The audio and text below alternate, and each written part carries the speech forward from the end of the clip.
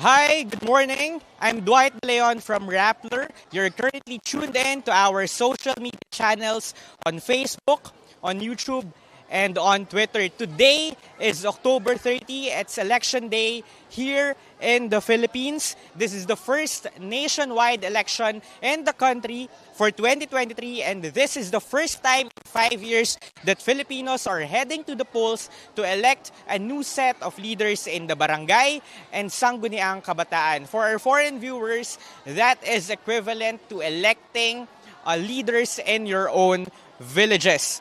A barangay in the Philippines is the smallest unit of government. It is the primary implementer of government policies.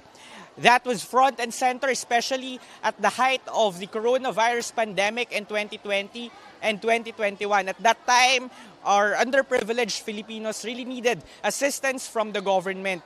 And the ones overseeing the handling and release of financial subsidy are leaders in the barangay and Sangguniang Kabataan. So basically, an election like this gives the electorate a chance for a potential reset.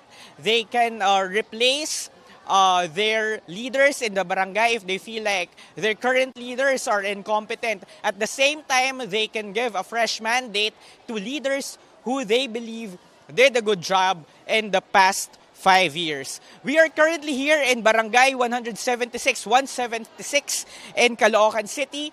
This is the most vote-rich barangay here in the Philippines with around 90,000 registered voters. Specifically, we are here in Barangay, in Bagong Silang Elementary School. Actually, there are already pending proposals in Congress to divide this specific barangay into smaller villages, but those proposals, again, are still pending. The logic is if there are more barangay officials, then there will be more leaders attending to the needs of residents in order to speed up the delivery of basic services. Let's pan the camera for a moment. Let's see the crowd here in Bagong Silang Elementary School. Again, the time is 7:28. It's been nearly 30 minutes since polls opened. Right now, I'm here in the gymnasium, and as you can see, there are some people.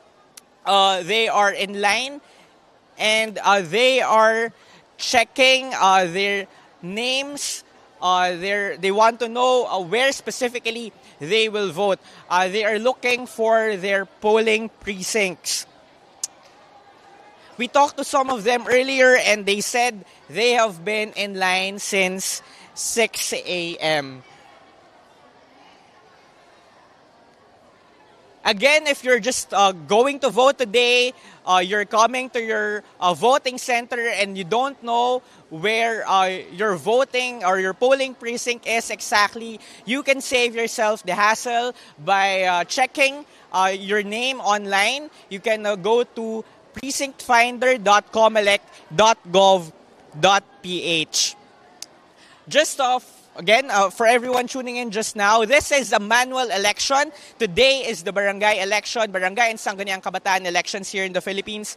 This is a manual election, which means that it may take longer than usual before election winners are proclaimed. In almost all parts of the Philippines, you won't see vote counting machines. If we saw that in 2019 and the 2019 midterm elections and the 2022 presidential elections, today for the barangay elections, we are back to the so-called counting sticks system and manual voting, which means that voters will not shade circles on a ballot. Instead, they will need to write the names of the candidates they are voting for in a piece of paper, the ballot provided by election personnel here in voting centers. We told you earlier, this is the first Barangay and Sangguniang Kabataan elections in 5 years. The last village-based election cycle was conducted in May 2018. The next one was supposed to be conducted in May 2020, but in 2019, then President Rodrigo Duterte postponed the election supposedly scheduled in May 2020 to December of 2022. But then, in October 2022, President Ferdinand Marcos Jr. signed another measure postponing or rescheduling the December 2022 polls to its current schedule, which is today, October 30, 2023.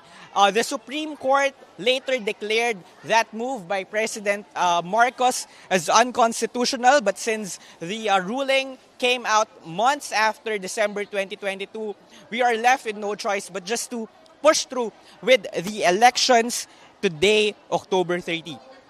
To everyone watching this, voting is from 7 a.m. to 3 p.m. If you are in line before the 3 p.m. cutoff, it is expected that you will be accommodated. Remember, if you didn't vote in 2022, you have to vote today so that your voter data will not be deactivated in 2025. Or for whatever reason, if you cannot vote today, you need to vote in 2025 so that your voter data will remain active. So that is our first update here in Bagong Silang Elementary School in Barangay 176, the largest or the most vote-rich barangay, not just in Caloocan City, but in the entire Philippines. And we're giving you more updates later in other barangays here in Metro Manila for the conduct of the 2023 Barangay and Sangguniang Kabataan elections. I am Dwight de Leon for Rappler.